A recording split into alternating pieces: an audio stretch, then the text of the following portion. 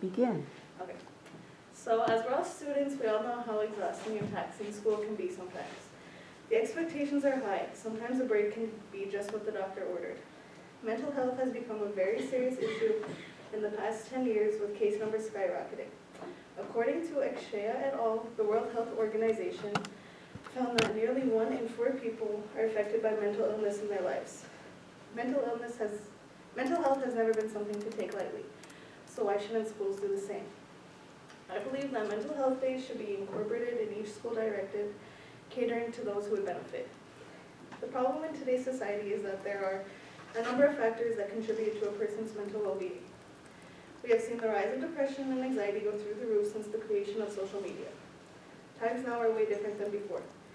Many of the older generation may not agree that mental health is something to take seriously, as many of them did not grow up with the same things that we have.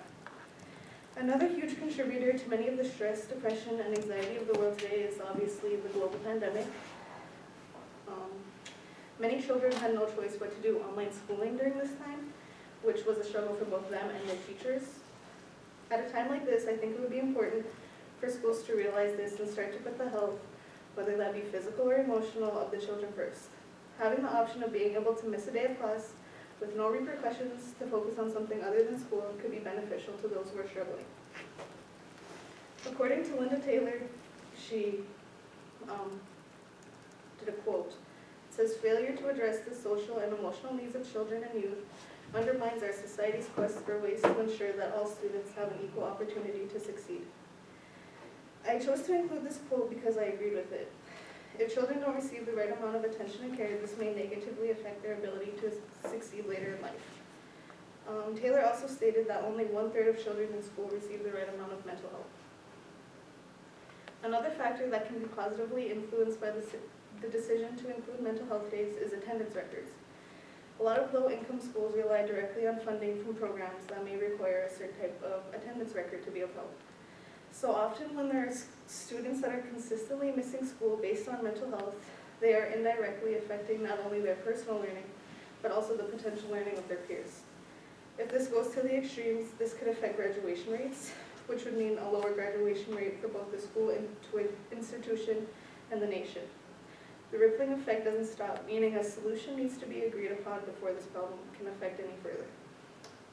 One of the reasons I decided to speak on this topic is based on my own mental health experiences. From being a full-time student and having a part-time job, along with trying to be involved with school activities, to making time to be social, to then trying to be physically active, it's not easy. Especially being a first-year college student, I found it difficult to adjust to my new lifestyle, and I'm sure that many of you guys can agree. It has been proven that mental health problems can cause a decrease in work performance. When I take a day off of school, I find this to be true. There's nothing I want to do more than lay down, take a nap, close myself off from, school and teachers and homework. So to increase work performance, we need to be more lenient when it comes to mental health issues. A few years ago, the state of Oregon passed a law that gives their students days off specifically for mental health. There are a few other states that are trying to achieve this too. These states are Colorado, Florida, and Washington. Oregon was the first state in the United States to accomplish this milestone. Seniors from the school expressed how the new option has been nothing but positive for them. Oregon has a history of accelerated test scores and attendance rates, so it would be smart for other states to follow. Some people may argue that there is always the fact that students will be able to abuse this opportunity, which is very possible. So to avoid this problem as much as we can, I would suggest there would be like a number of limit on the days that can be taken for mental health. So for example, maybe each student would get 3 days per semester. This gives each student a chance to relax, recuperate, and collect their own feelings without the hassle and worry of school attendance adding to their melting pot. In conclusion, with every side that you stand on this issue, we can all agree that mental health should be taken more seriously among all of the school standards.